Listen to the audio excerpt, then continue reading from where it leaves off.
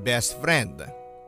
Taong pinagkakatiwalaan mo dahil maliban sa pamilya ay sila yung handang umalalay sa iyo kapag ikaw ay may problema. Handang magbigay kapag ikaw ay walang-wala na. Taong hinding-hindi ka iiwanan kahit ano pa ang mangyari.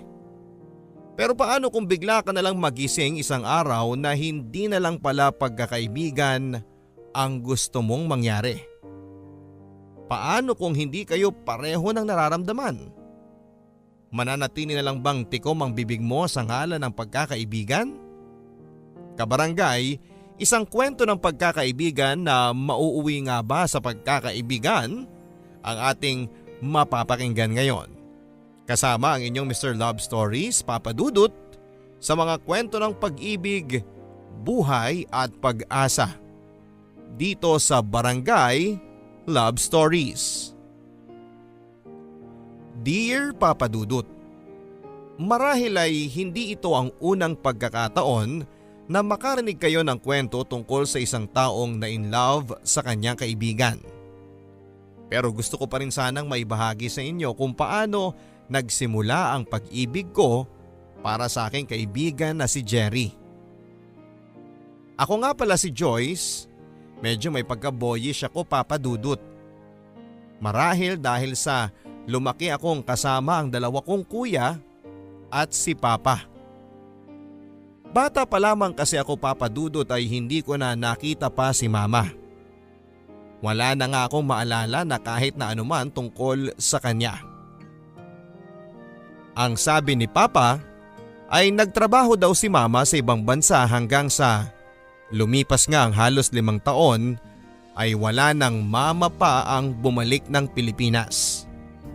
Umasa si Papa na isang araw ay magbabalik si Mama pero huli na nang malaman ni Papa na nagkaroon din pala ng sariling pamilya si Mama sa ibang bansa. Napakasakit sa kalooban ni Papa yon.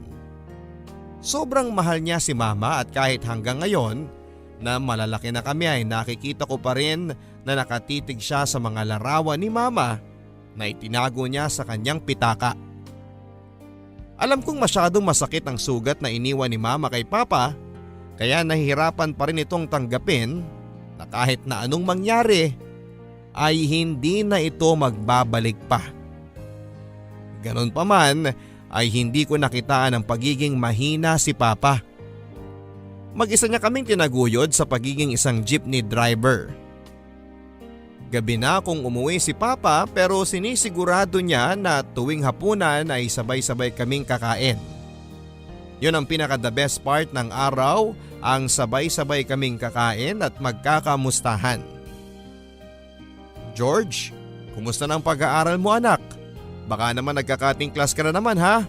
Nako, sinasabi ko sa'yo, huwag mong pababayaan ang pag-aaral mo. Ang pangaral ni Papa kay Kuya. Ngumiti lang si Kuya. Papa, ako pa ba ang pagsasabihan mo ng ganyan? Alam mo naman pong sa aming tatlo, ako ang pinakamatalino. Ang sabi naman ni Kuya. Huy, tumigil ka nga dyan, Kuya. Hindi hamak naman na mas matalino ako sa iyo, no? School bukol ka kaya? Pangaasar naman ni Kuya Efraim sa kanya. Sabay tawanan namin. O siya, tumigil nga kayong dalawa dyan, baka magkapikunan pa kayo. Ang sabi naman ni Papa sa kanila. Maya-maya pa'y ibinaling naman ni Papa ang tingin niya sa akin. Oh, ang unika iha ko naman. Kumusta naman ang araw mo, anak? Ang tanong naman ni Papa sa akin. Tumingin ako sa kanya at ngumiti. Mataas ang nakuha ko sa exam, pa. At saka kasama po ako lagi sa top 10. Ang sabi ko naman sa kanya. Pa, marami akong nakikita na kasamang lalaki yang si Joyce. Pangaasar naman ni Kuya George sa akin. Hindi yan totoo, pa. Baka upakan ko pa nga sila dyan eh. Ang sabi ko naman kay Papa. O basta ha, yung sinasabi ko. Aral muna, wag mag-boyfriend. Tapos kung manliligaw, papuntahin mo dito sa bahay natin. Ang dagdag na pangaasar pa ni Papa. Mahirap talaga kapag nag-iisa kang babae. Kawawa ka lagi, pero magkaganon pa man Papa Dudut ay masaya pa rin ako dahil kasama ko lagi ang aking pamilya. Kontento na ako sa kung ano man ang meron sa akin. Lumaki akong napaligiran ng mga lalaki. Kaya naman ang iba kong kaklase ay tomboy ang tawag sa akin. Dahil sa lagi ako nakasombrero at hindi nag-aayos. Hindi tulad ng iba kong classmate na babae na wagas kung makapag-ayos ng sarili. Oy pare, tingnan mo si Joyce oh. Lalaking lalaki talaga. Mukha ngang mas gwapo pa sa atin eh. Ang sabi ni Luis, ang kaklase kong ubod ng yabang. Hindi ko na lang sila pinansin at nagpatuloy sa paglalakad, ngunit ang mokong mukhang ayaw talaga akong tigilan. Aba, suplado si Joyce baka binasted ng nililigawan. Ang pahabol niyang hirit sa akin sabay tawanan. Nagpantig ang aking tenga. Bakit ayaw niyo ba akong tigilan? Wala naman akong ginagawang masama sa inyo ah. Pwede ba? Lumayo kayo sa akin kung ayaw niyong masaktan. Ang pananakot ko sa kanila. Akala ko ay nasinda ko ang mga mokong pero tumawa sila ng malakas. Wow! Ang lakas! Nakakatakot si Joyce. Ang sabi nila na mukhang iniinsulto pa ako. Aminin mo na kasi Joyce na tomboy ka. O kung babae ka, halikan mo nga ako. Ang sabi niya sa akin. Mga bakla ata kayo pare. Bakit ayaw niyong tigilan si Joyce? Ang sabi naman sa akin ng pamilyar na boses. Si Jerry. Wow! Iba din. May knight in shining armor pala si Joyce pare. Ang patuloy na pang-aasar nilang dalawa. Sige na, tama na. Kung ayaw niyong isumbong ko kayo sa principal. Ang pananakot ni Jerry sa kanila. Tara na nga pare, wala na tayong mapapala sa mga yan. Sabay nag-aalisan ng dalawang mokong. Mabuti na lang talaga at dumating si Jerry. Si Jerry ay classmate ko Papa Dudut. Matangkad siya at may bilugang mata at may pagkachinito. Marami ang nagkakagusto sa kanya pero ni isa ay wala siyang nagugustuhan dahil mukhang pihikan ito sa mga babae. Hindi kasi ako pala kaibigan Papa Dudut. Natatakot kasi ako magtiwala sa kahit na sino. May mga pagkakataon din naman na lumalapit ako sa mga kaklase kong babae pero sila itong todo ang iwas sa akin. Marahil ay dahil sa asta kong para akong lalaki. Introvert kasi ako eh. Marahil yun ang ugaling pareho kami ni Jerry. Salamat ha, ang sabi ko sa kanya. Bakit ba kasi nakikipagtalo ka sa mga yon? Kung tutuusin kaya mo naman silang labanan ang sabi sa akin ni Jerry. Ayoko ng patulan ng mga taong katulad nila at saka isa pa, hindi naman nila ako titigilan kahit na ano pang sabihin ko sa mga yun Mapapagod lang ako, ang sabi ko naman kay Jerry. Tumawa ito.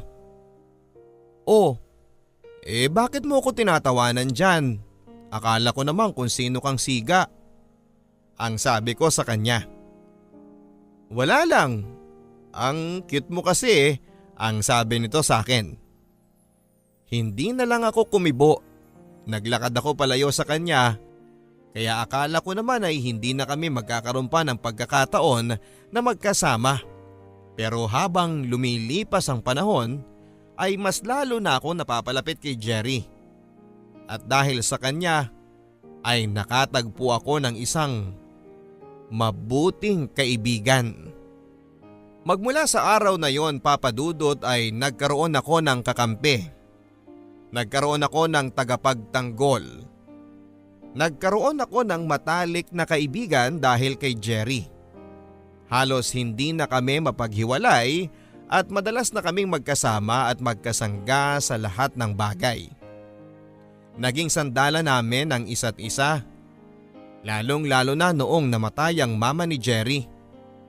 Doon ko nakita ang pinakamalungkot na side ni Jerry.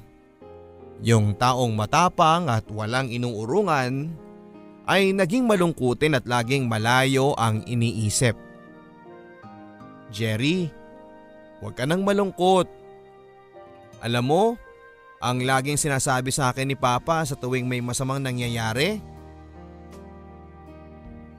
lagi niyang pinapaalala sa akin na lahat ng bagay ay may dahilan. Na hindi magbibigay ang tadhana ng isang sitwasyon kung alam ng Diyos na hindi natin kakayanin. Kaya alam mo Jerry, malalampasan mo din ang lahat ng ito. Ang sabi ko sa kanya. Doon ko nakitang tumulo ang luha ng aking kaibigan. Masyado kasing malapit si Jerry sa kanyang nanay. Dahil sa ang papa niya ay may ibang pamilya maliban sa kanila. At ang kuya niya naman ay nasa ibang bansa at nagtatrabaho. Kaya silang madalas na magkasama ng mama niya. Noon ay nakaramdam ako ng awa kay Jerry. Nakita ko kung gaano siya nasaktan noong mawala ang mama niya. May breast cancer ang mama ni Jerry Papadudut at stage 4 kaya hindi kalaunan ay binawian na ng buhay. Alam mo Joyce, pangarap sa akin ni mama na makahanap ako ng taong magmamahal sa akin. Tapos gusto niya rin na makita na magkaroon ako ng sariling negosyo gaya ng isang restaurant.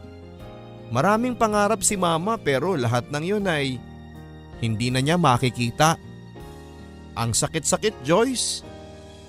Pakiramdam ko, mag-isa na lang ako. Ang mangiyak-ngiyak na sabi sa akin ito. Huwag kang mag-isip ng ganyan. Andito naman ako, promise kahit na anong mangyari, hindi kita iiwanan. Ang nakangiti kong sabi sa kanya. Tumingin siya sa akin at sinandal ang kanyang ulo sa aking balikat. Ramdam ko ang bigat ng nararamdaman niya. Pero kailangan kong maging malakas para sa kanya.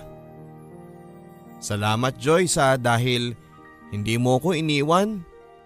Ako itong lalaki pero ako itong iyakin. Ang sabi nito. Huwag mo nang isipin ang mga yan. Lahat naman tayo may kahinaan basta huwag mong kakalimutan na magkaibigan tayo. Ang sabi ko sa kanya. Inangat niya ang kanyang ulo mula sa aking balikat. Tumingin siya sa akin at hinalikan ako sa noo. Salamat Joyce. Ang nakangiti niyang sabi sa akin. Ang sarap sa pakiramdam Papadudot na may tao pala akong napapasaya at natutulungan. Ngayon maliban kina Papa at sa aking kuya ay naging inspirasyon ko din si Jerry para magpatuloy sa buhay. Pagtungtong namin ng 3rd year high school ay unti-unti kaming naging tampulan ng tukso. Marahil dahil sa kadahilan ng lagi kaming magkasama. At nakarating ang lahat ng yon sa aking mga kuya at lalo na kay Papa. Anak, magsabi ka nga sa akin ng totoo. Nanliligaw na ba sa'yo si Jerry? Ang tanong ni Papa sa akin habang kumakain kami ng hapunan. Nakita ko ang mga tingin ni kuya sa akin na sobrang nakakainis. Papa naman hindi nanliligaw sa akin si Jerry. Isa pa, magkaibigan lang kami. Best friend ko siya. Ang sagot ko naman sa kanila. Totoo ba yan Joyce? Naku kung ako sa'yo sabihin ko na lang kay Papa ang totoo. Ang panunukso sa akin ni kuya. Tinignan ko siya ng masama tapos kitang-kita mo talaga kay Kuya Papadudut na nang iinis talaga siya. Ano ba nga aminin ko kay Papa kuya yun naman talaga ang katotohanan. At saka bakit niyo ba sa akin pinipilit yung tao? Ang bait na nga nung tao sa akin pinag-iisipan niyo pa na kung ano-ano. Ang galit na sabi ko sa kanila. Napansin ni Papa na medyo napikon ako kina kuya. Kaya naman pinatigil na niya ang mga ito. Anak, huwag ka na magalit sa mga kuya mo. Alam mo naman na ikaw lang ang babae sa pamilya natin kaya nagiging protective lang kami sa'yo. Sana anak, huwag mong masamain yan ha. At saka bata ka pa. Marami pang pwedeng mangyari. Ang sabi sa akin ni Papa. Papa naman isa ka pa rin Pero promise kaibigan ko lang po si Jerry. At saka yang ligaw-ligaw na yan. Wala pa sa isipan ko yan. Alam mo naman pa na ang pangarap ko ay makapagtapos ng pag-aaral at magkaroon ng isang magandang bahay at kayo nila kuya, bibilhan ko kayo ng sasakyan. Pangako pa, magiging isang engineer ako balang araw. Nakangiti kong sabi kay Papa. Nakita ko ding umiti si Papa sa akin. O ayan ha, huwag nyo nang kulitin pa ang kapatid ninyo. Sige kayo, hindi kayo niyang bibilhan ng kotse. Ang pabirong sabi ni Papa kina kuya. Oo na nga dyan, pero kapag sinaktan ka ng Jering yan ha, sabihin mo lang sa amin para matikman niya tong muscles namin. Ang pangungulit ni kuya sa akin. Sabay tawanan sila. Kahit makukulit ang mga kuya ko Papa Dudut at kahit lagi akong tinutokso, mahal na mahal ko pa rin sila. At hindi ko ipagpapalit ang aking pamilya sa kahit na anumang yaman sa mundo. Simple man ang aming pamumuhay Papa Dudut ay masayang masaya akong kasama sina Papa at ang aking makukulit na kuya. May date ka na ba sa prom? Ang sabi ni Rico sa akin, classmate ko Papa Dudut na ubod ng gwapo. Pero sobra din sa pagiging mahangin. Malapit na kasi ang JS prom namin kaya naman siguro ay excited lang ang lahat para doon. Maliban sa akin na wala namang balak na magpunta dyan. Iniisip ko pa lang nasasayaw ako at magsusuot ng gown at ng sapatos na may takong ay halos manginig na ang katawan ko. Hindi ako pupunta, yun ang sabi ko sa aking sarili. Sorry Rico ha, pero hindi naman kasi ako pupunta at saka isa pa tamad akong pumunta sa mga okasyon na ganyan. Matutulog na lang ako. Ang sabi ko sa kanya. Alam mo, kaya kita gustong gusto Kasi iba ka sa mga kaklase nating babae. Medyo weird ka pero kakaiba ka sa kanilang lahat. Ewan ko ba Papa Dudut kung ano ang nakita ni Rico sa akin pero in fairness naman sa kanya ay natouch ako. Sorry Rico ha. Hindi ko talaga hilig ang pagsasayaw pero salamat kasi akong naisip mong yayain. Ang sabi ko naman sa kanya. Hay, ganito pala ang feeling ng nagdadalaga. Ang daming pagbabago. Ang iba kong ang classmates may nalalaman pa na kung ano-ano tungkol sa ligawan at love. Samantalang ako ay focus lang sa pag-aaral. Pero siguro balang araw ay maintindihan ko din ang mga yan. Ang akala ko ay walang nakaalam na niyaya ako ni Rico na maging date niya sa JS prom.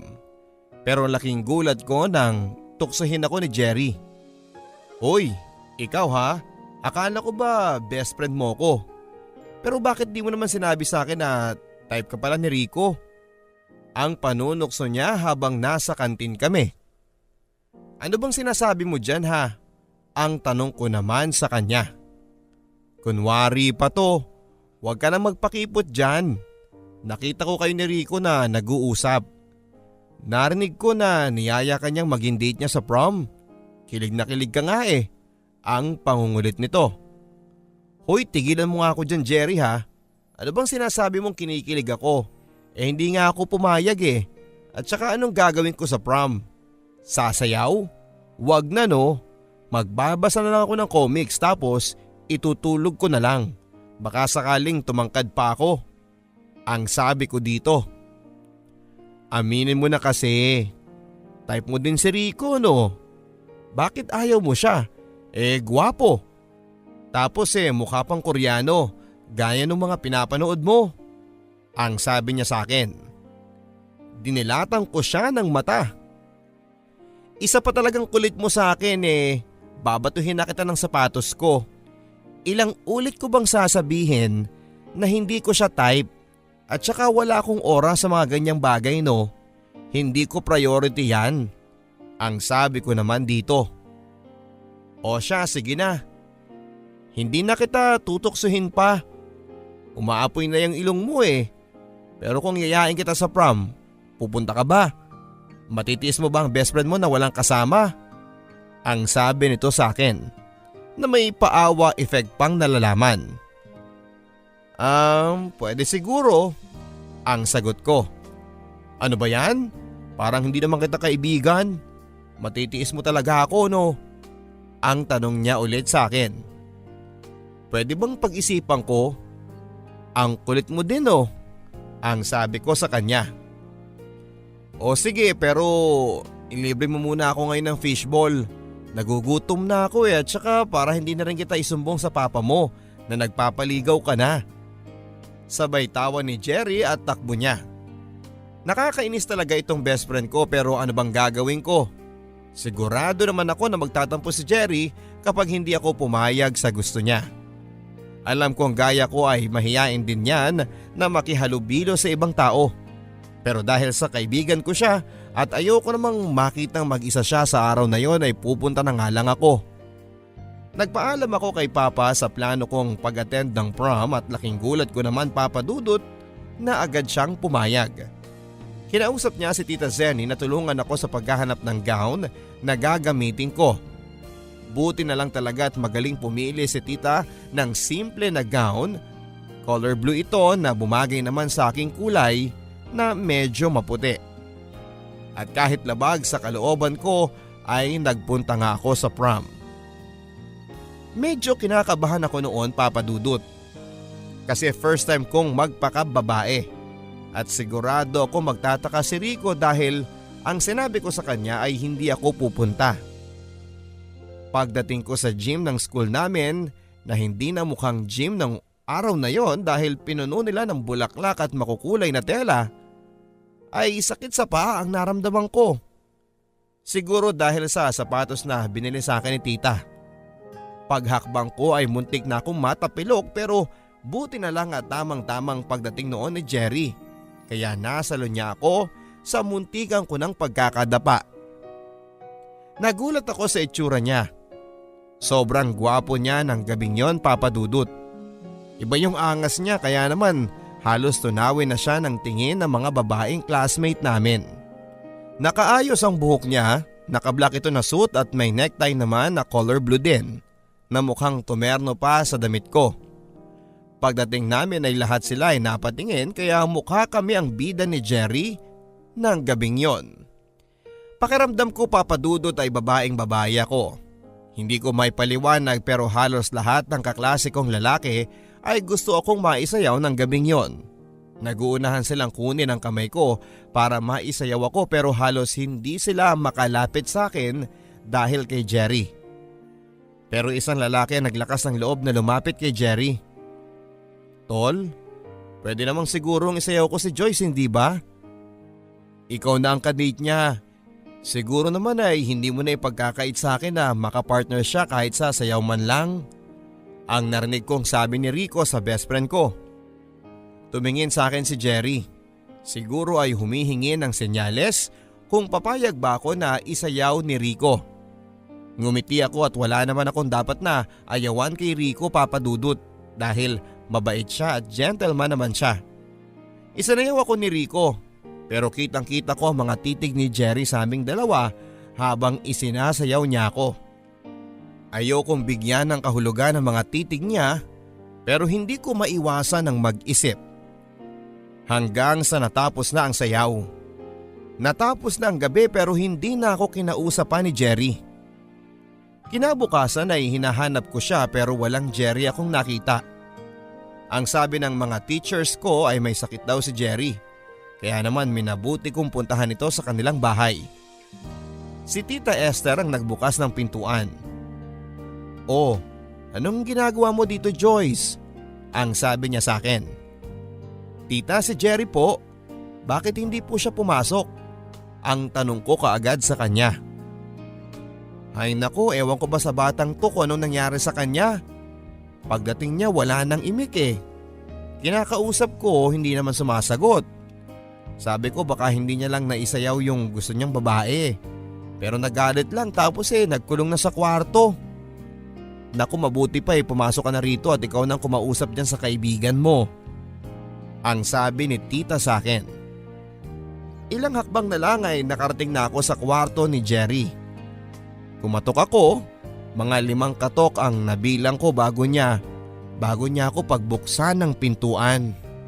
Oh, ano bang klase mukha yan ha? Bakit ka ba nandito? Hindi ba sinabi ni Mama na masama ang pakiramdam ko? Ano ba kasing nangyari sa'yo? Bakit biglang hindi ka pumasok ngayon? Masama ang pakiramdam ko. Hindi ka naman mainit. Wala ka namang lagnat. Yung totoo, Jerry, kilala kita ha. May problema ba? Wala nga sabi, ang kulit mo naman. Yung totoo. Wala nga. Parang hindi mo naman ako best friend eh. Oo na, sige na. Nagselos ako kagabi kay Rico. Ayoko may ibang umaagaw ng atensyon mo sa akin. Nagulat ako papadudot sa mga lumabas sa bibig ni Jerry.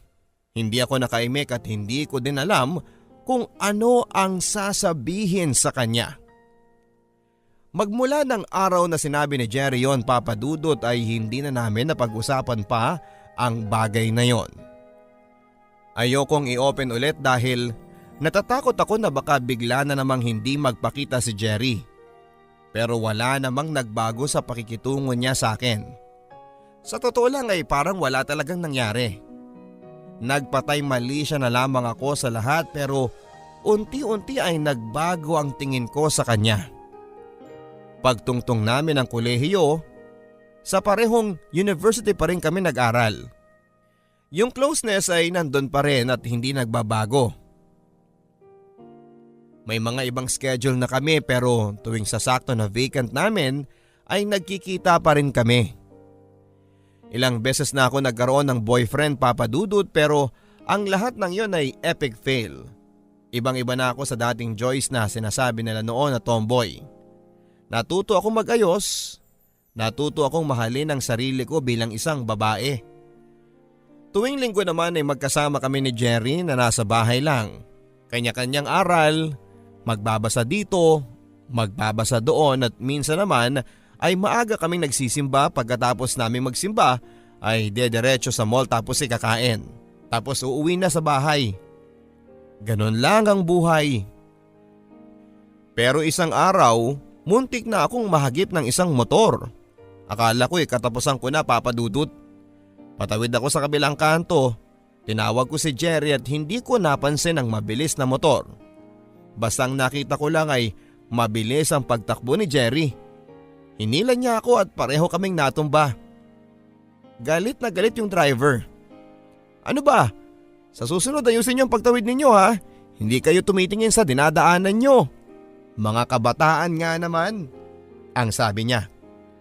Nakakatakot ang mukha nito. Naka-helmet siya at itim na leather jacket para siyang goons sa isang palabas sa TV. Kaya hindi na kami nakapagsalita pa ni Jerry. Maya-maya pa ay umalis na ito at pinatakbo ng mabilis ang kanyang motorsiklo. Okay ka lang? Ang tanong sa akin ni Jerry. Halos maluha-luha ako noon. Hindi dahil sa malaking gasgas sa aking siko sa pagkakatumba namin sa semento, kundi dahil sa tears of joy na buhay pa ako. Muntik-muntika na ako doon kung hindi dahil kay Jerry. Salamat best friend ha, ang sabi ko sa kanya sabay yakap ng mahigpit dito. In that instant, papadudot, I feel complete. Yung wala na akong mahihiling na ibang mas magandang bagay dahil andito na siya. Si Jerry. Biglang bumilis ang pintig ng puso ko.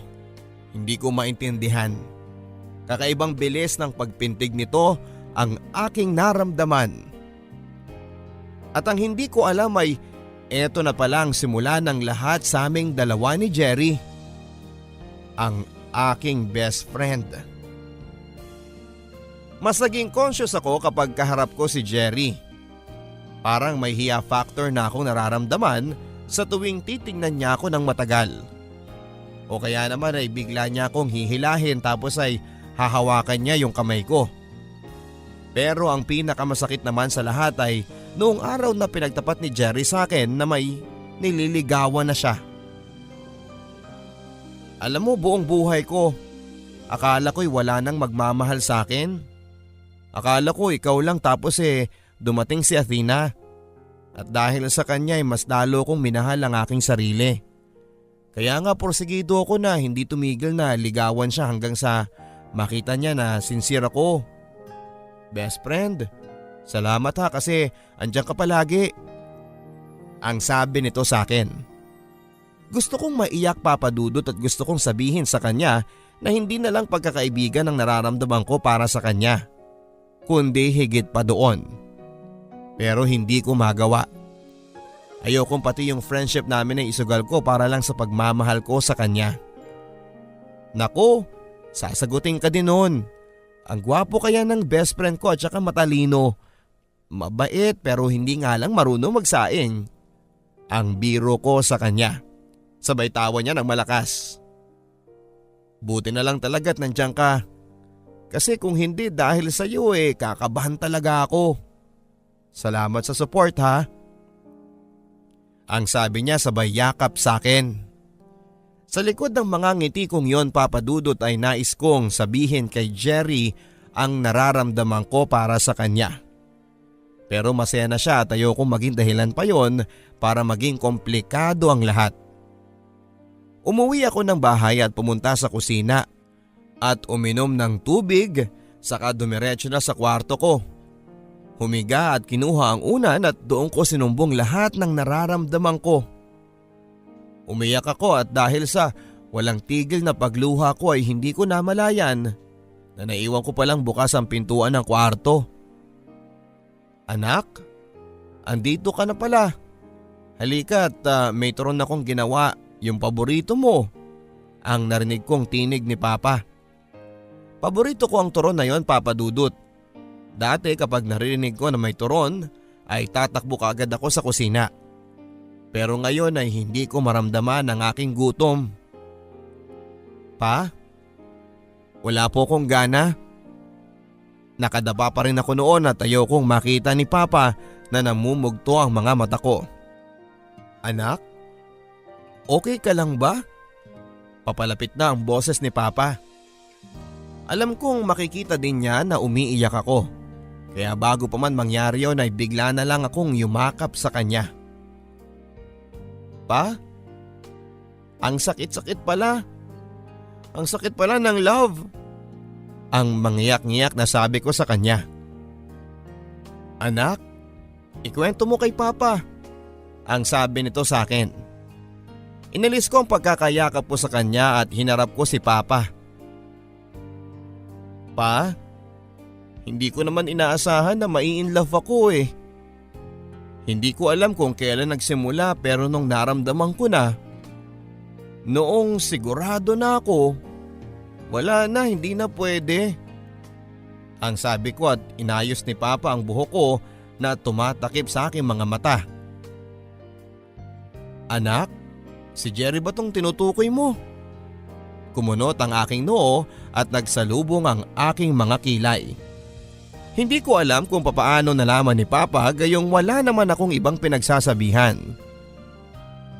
Noon pa lang ay alam ko na kung paano mo siya titigan, kung paano kayo mag-asaran. Alam kong ang isa sa inyo ay magkakamali. Ang isa sa inyo ay mahuhulog at hindi nga ako nagkamali. Alam mo anak, hindi naman masama ang magmahal. Pero minsan, hindi sa lahat ng pagkakataon ay pwede tayong mahalin ng taong mahal natin. Unfair kaya ang love. Yung akala mo na hindi mangyayari, magugulat ka na lang na andyan na pala. Anak, uulitin ko, hindi sa lahat ng oras maswerte tayo na pwede tayong mahalin ng taong mahal natin. Mahirap ipilit ang love dahil ang pag-ibig ay kusa lang dumarating yan. Ang mahabang litanya ni Papa. Hindi ko alam na may ganun pala siyang hugot sa pag-ibig. Halos hindi na ako makapagsalita pa. Humahagulhol na lamang ako sa harap ni Papa. Sobrang sakit kung bakit sa dami ng pwede kong mahalin ay best friend ko pa, Papa Dudut.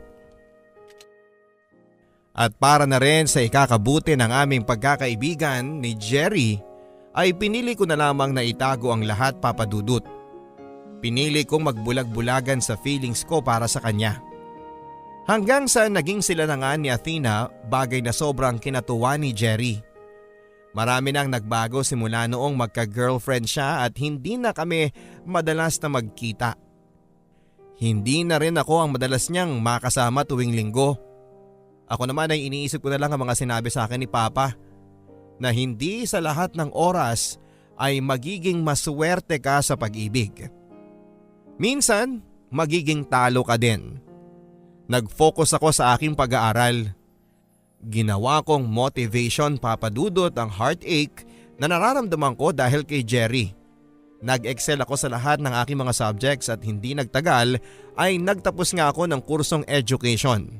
At hindi lang basta nagtapos dahil cum laude ako ng aming batch. Congrats best friend, ang sabi ni Jerry sa akin. Pumunta siya ng bahay noon para sa aking celebration party, may dalang cake at kasama niya si Athena. Pareho kasing naiwan pa ang mga ito dahil 5 years ang kinuha nilang kurso. Napansin kong parang tumataba si Athena. Tiningnan ko siya at napansin natin ni Jerry ang aking pag-uusisa. Best friend, ninang ka ha, ang sabi nito. Hindi ko alam kung ano ang ibig sabihin niya. Ha? Kanino? Buntis ba ulit si tita?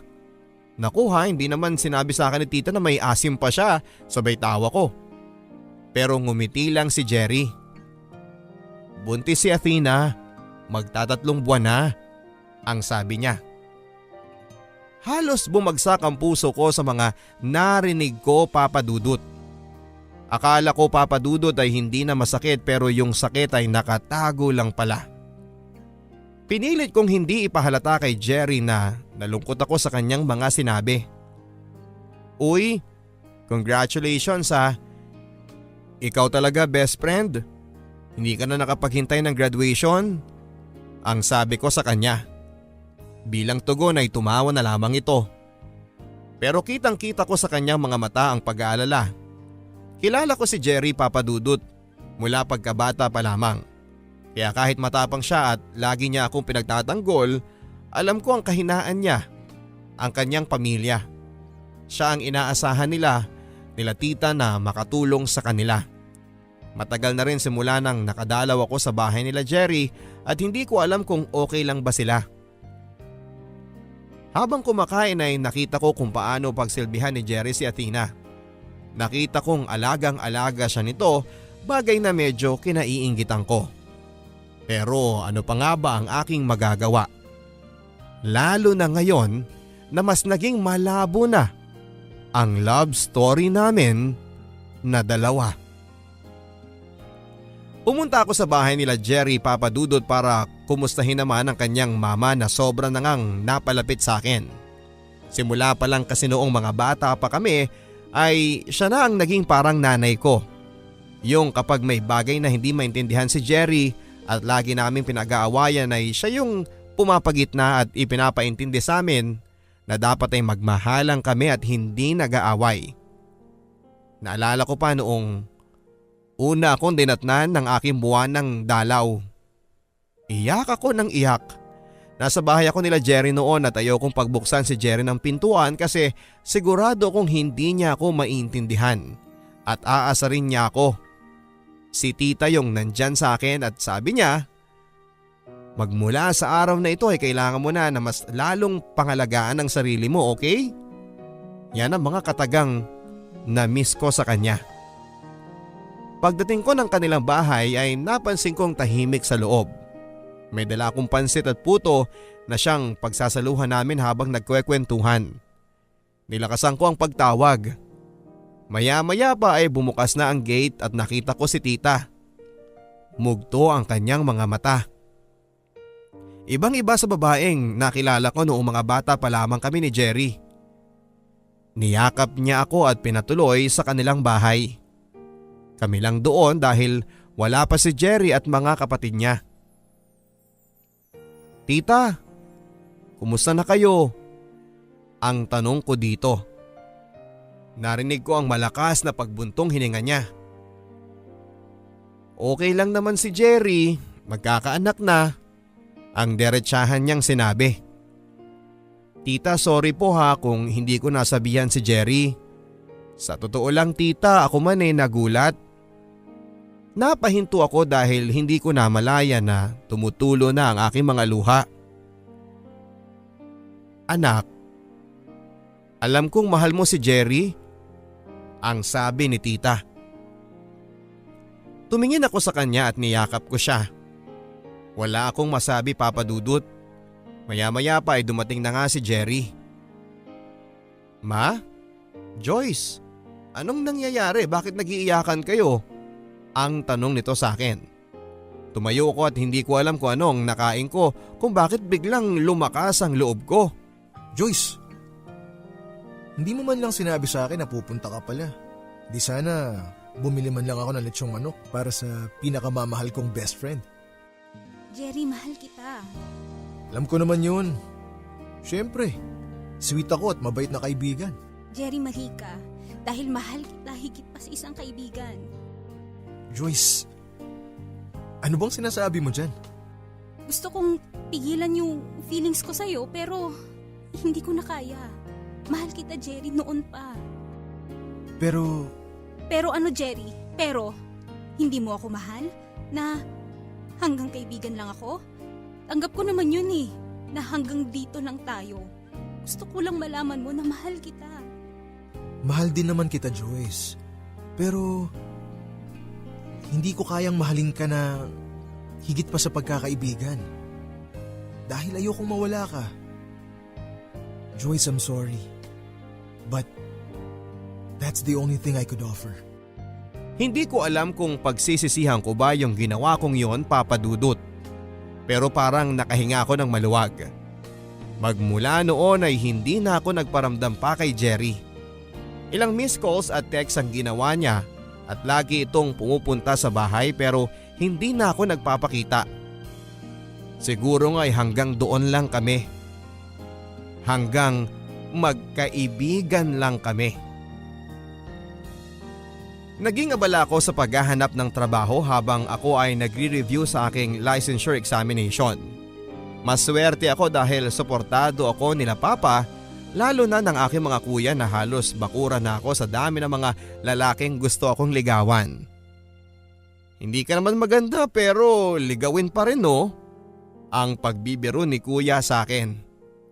Oy, tigilan nyo na nga yung kapatid ninyo. Tama na yung pang-aasar. Baka mamaya hindi yan makapasa sa LET. Sige kayo, wala na yung libre sa atin na lechon. Ang pabirong sabi ni Papa. Kahit wala akong boyfriend, Papa Dudut, ay hindi ko maramdaman na may kulang sa akin. Kasi masayang masaya ako dahil kasama ko ang mga lalaking pinakamahalaga sa aking buhay. Oh, basta kuya, kapag kinasal na kayo ni Ate Eva ha, ako ang sasagot ng pagkain sa reception ninyo. Ang biro ko sa kuya ko. Aba, nako, hindi ako tatanggi sa libre ha, ang sabi naman niya. Pero sa ngayon, parang gusto ko ng turon. Papa, gusto ko ng turon, ang sabi ko, na nagpapabebe pa para pagbigyan nila. Your wish is my command, anak. Hoy, kayong dalawa, ano pang hinihintay ninyo? Tumayo na kayo at mamamalengke tayo. Ang lalaki ng katawan hindi marunong mamalengke, ang sabi ni Papa sa dalawa kong kuya. Ang cute nilang tignan at ang saya-saya sa pakiramdam na may ganito akong pamilya. Pagkaalis nila Papa at Kuya ay sandali akong naidlip sa sala. Maya-maya pa ay may kumatok sa gate.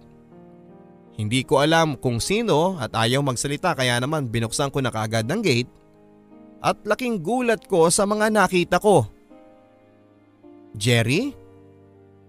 Anong nangyari sa'yo? Bakit ka umiiyak? Ang sabi ko kay Jerry nang makita ko siya. At kahit na anong pilit kong tago sa kanya ay hindi ko pa rin pala matiis si Jerry. Joyce, niloko lang pala ako ni Athena. All these years ay may ka-live-in na pala siya. Kaya pala hindi niya ako madala-dala sa apartment niya o kahit man lang ipakilala sa magulang niya.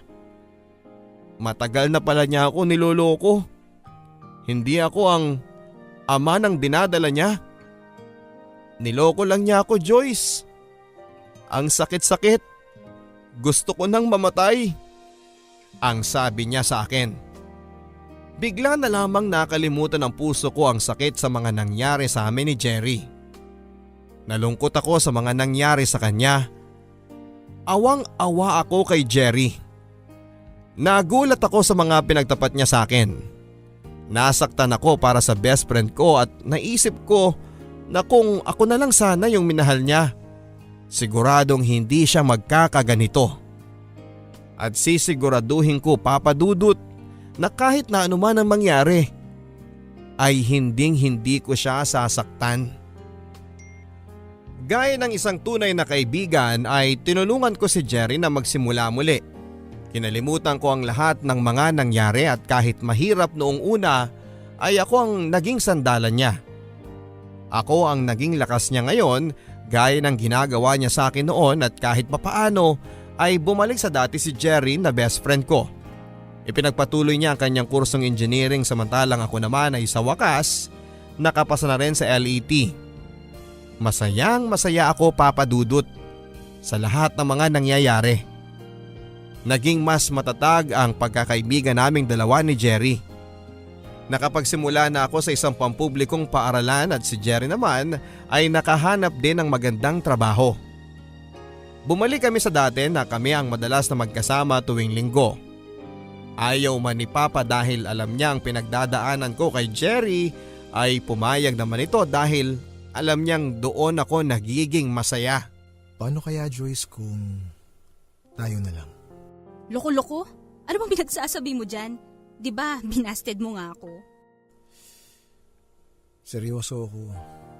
Total, matagal na naman nating kilala ang isa't isa.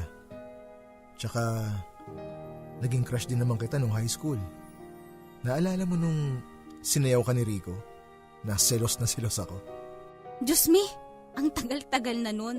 Naalala mo pa talaga. Pero, paano nga kung tayo na lang talaga? Ewan ko sa'yo. Joyce, paano kung mahalin din kita tulad ng pagmamahal mo sa akin? Okay lang ba sa'yo? Wait lang. Huwag mo sabihin naniniwala ka. Grabe ha. Siniseryoso mo naman masyado. Joke lang yun, uy.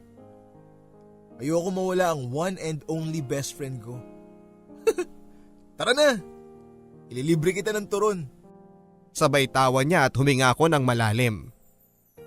Hindi pinahalata na umaasa ako na baka totoo nga ang sinabi niya. Natawa na lang ako sa sarili ko. Ang tanga mo, Joyce. Kaibigan lang ang tingin niya sa'yo. Ang paulit-ulit kong bulong sa aking sarili. Katulad nung dati ay pinilit kong mag-move on sa feelings ko para sa kanya. Nagkaroon ako ng iba't ibang karelasyon at lahat sila ay mabait, gwapo, may kaya pero kapag aabot na sa puntong gusto nila akong pakasalan ay nakikipag-break ako. Ganon din si Jerry. Walang swerte sa babae at paulit-ulit na naloloko. Malas talaga ata siya sa pag-ibig. Ganon pala talaga, Papa Dudut. Kahit gwapo naloloko din. Sa tuwing broken-hearted siya, ako naman ang takbuhan niya. Isang gabi ay nalasing ito. Pumunta ako sa bahay nila dahil tinawagan ako ng mama niya. Iyak ng iyak si Jerry at para talaga siyang bata, Papa Dudut. Lasing na lasing at nakita ko siyang nakahiga sa kama niya. Mga bandang 11:00 na ata yon ng gabi. Amoy alak ito at maya-maya pa ay binukas niya ang mata niya. Joyce, andito ka. Niyakap niya ako ng mahigpit. Ano ba yung pinaggagawa mo sa buhay mo? Babae na naman, ang sabi ko sa kanya. Joyce, si Athena, nakita ko ulit siya. Ang ganda niya pa rin.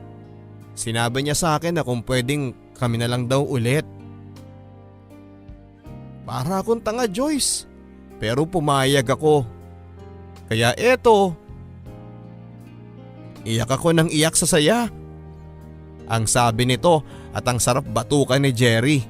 Pero sa mga sinabi niya ay parang na namang kinurot ang aking damdamin. Maya-maya pa hinila niya ako at napahiga ako sa kama.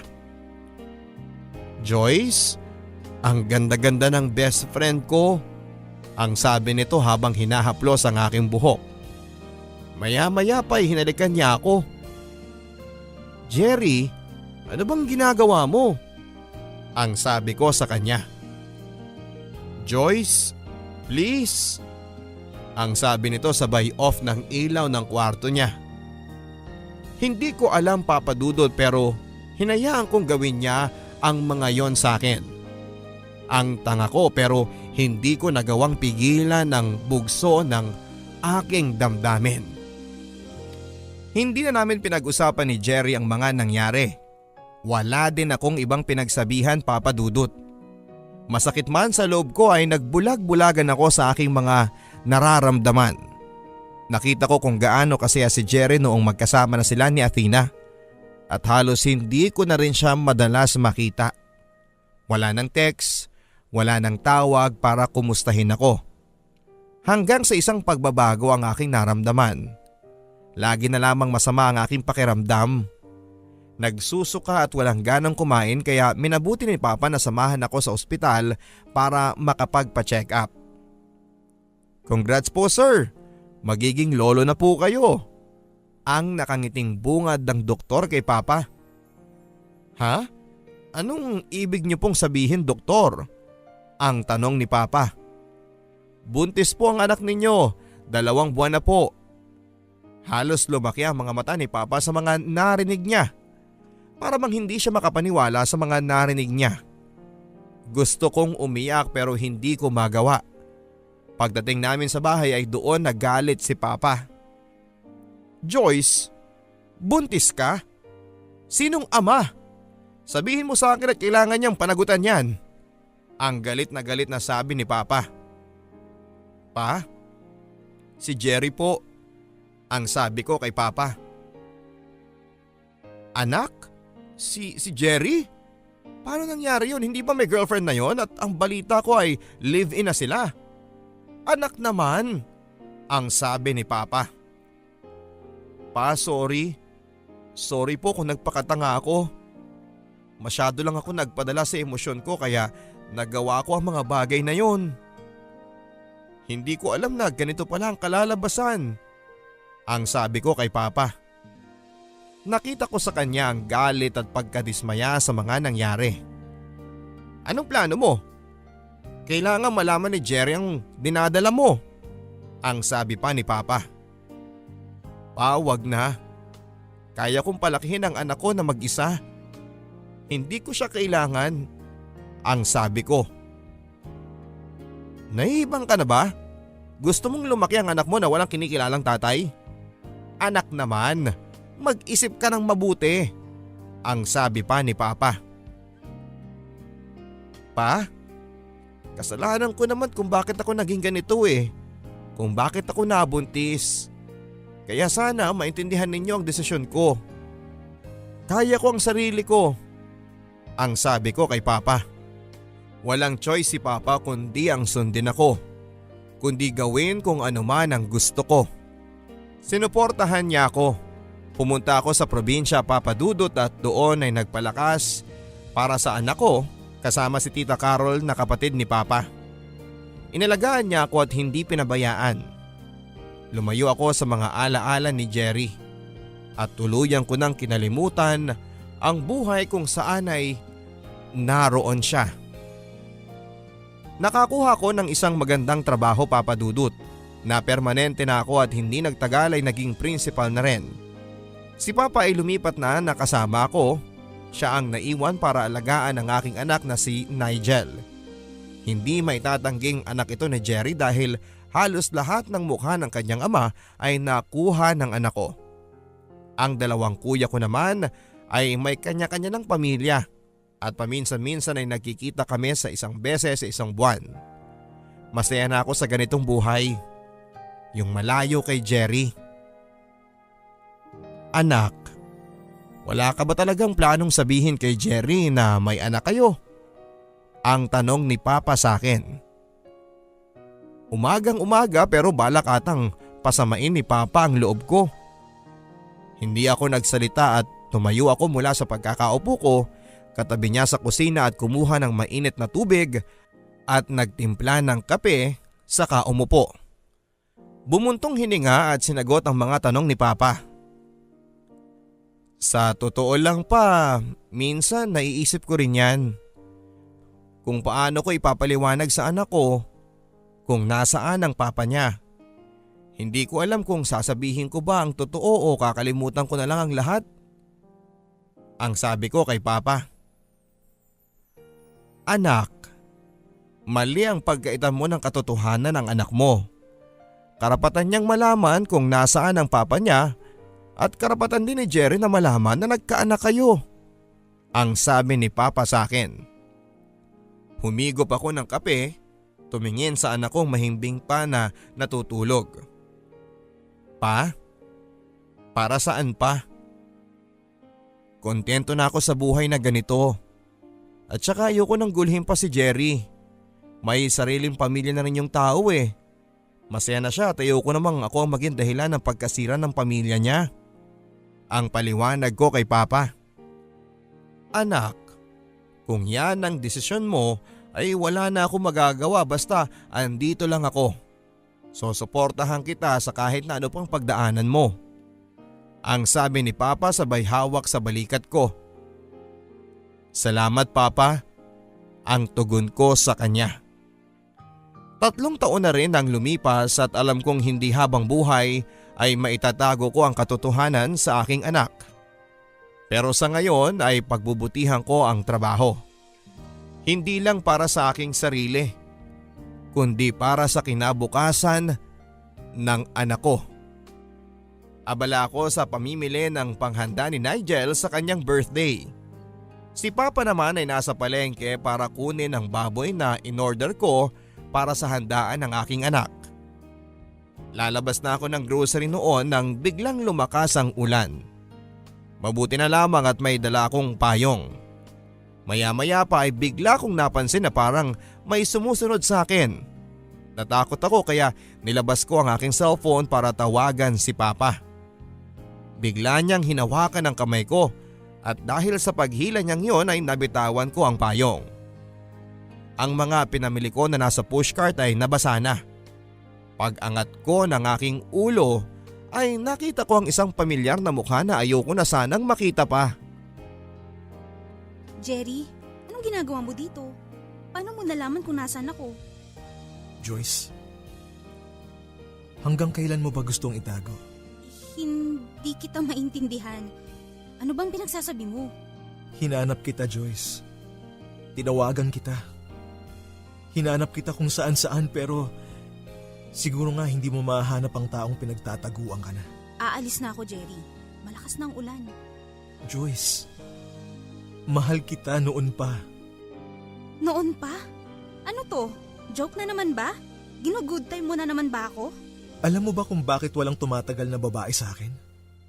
Kasi ikaw ang gusto ko.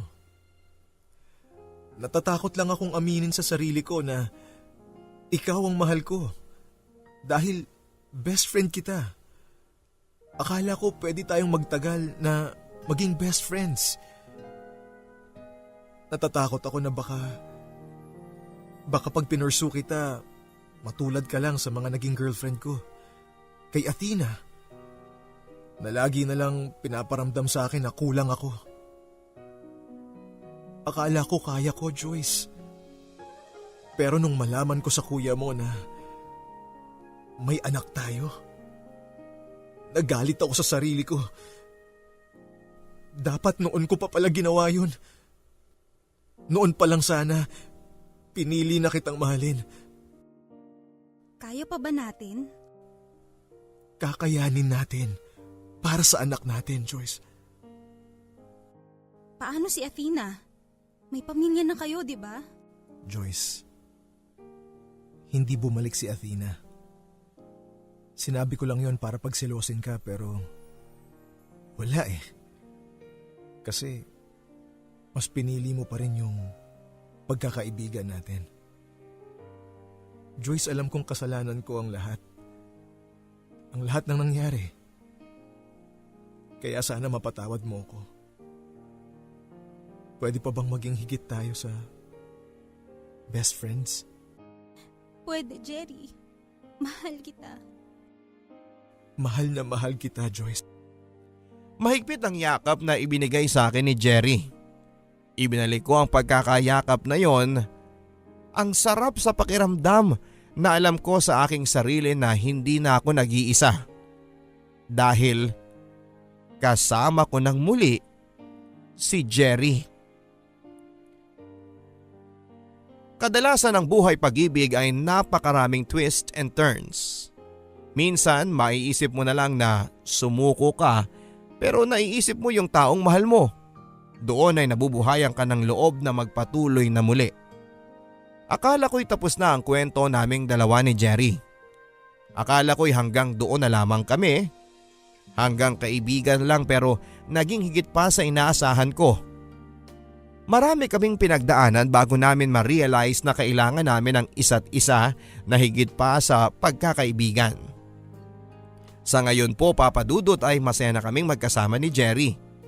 5 taon na po kaming kasal at masusundan na ang aming panganay na si Nigel ng isang baby girl. Si Papa naman ay kasama na rin namin. Minsan ay kinukuha siya nila kuya para pumasyal sa kanila. Pero kadalasan, Papa Dudut, ay nandito siya sa bahay kasama ang anak ko. Ako naman ngayon, Papa Dudut, ay isang working mom, samantalang si Jerry naman ay isa ng ganap na engineer na nagtatrabaho sa isang construction firm. Wala na nga akong mahihiling pa na iba, Papa Dudut, dahil nasa akin ang mga bagay na akala ko ay hanggang pangarap ko lamang. Sino nga bang mag-aakala na sa hinaba-haba ng prosesyon? Kami din lang naman pala ng best friend ko ang magkakatuluyan sa bandang huli. Totoo nga na hindi mo mapipili ang taong mamahalin mo. Yung akala mong hanggang kaibigan mo lang ay pwede mo palang mahalin ng higit pa sa inaasahan. Hanggang ngayon, Papa Dudut, sa tuwing binabalikan ko ang mga napagdaanan namin ni Jerry, ay hindi ko mapigilang ma-amaze sa tadhana. Kung ano ang para sa iyo ay makukuha mo talaga sa bandang huli. Ang best friend ko noon ay asawa ko na ngayon. Maraming salamat, Papa Dudut, sa oras na naibahagi ninyo at ng ating mga kabarangay sa aking kwento. Sa lahat ng mga single dyan, huwag sana kayong mawala ng pag-asa dahil baka ang pag-ibig na hinahanap mo ay makikita mo lang pala sa best friend mo. More power sa inyong programa, Papa Dudut. God bless po. Ang inyong kabarangay, Joyce. Hindi na bago sa atin ang kwento ng pagkakaibigan na nauwi po sa pagkakaibigan. Pero ang kwentong binahagi sa atin ng ating bidang si Joyce ay isa sa mga natatangi. Dahil mas pinili niyang isakripisyo ang kanyang pag-ibig para lang sa pagkakaibigan. Hindi nga naman talaga mahirap mahalin ang mga kaibigan natin. Dahil sila yung madalas nating kasama at madalas nating bugahan ng lahat ng ating sama ng loob. Kaya marami ang nasasaktan kapag hindi sila minahal ng higit pa sa pagkakaibigan. Napakahirap nga namang pumili kung ano nga ba ang dapat na umiral. Ang pagkakaibigan ba o ang pagmamahalan ng higit pa sa kaibigan? Pero sadyang mapaglaro ang tadhana. Dahil kung nakalaan sa iyo ang isang bagay, yun talaga ang ibibigay niya. Kaya sana po kapag umabot ka sa punto, kabarangay, na kailangan mong mamili, sana'y hindi ka malito kung ano nga ba ang tunay na magpapaligaya sa iyo. Kung si friendship ba o si love ang paiiralin mo. Ako po si Papa Dudut sa mga kwento ng pag-ibig, buhay at pag-asa dito sa Barangay Love Stories.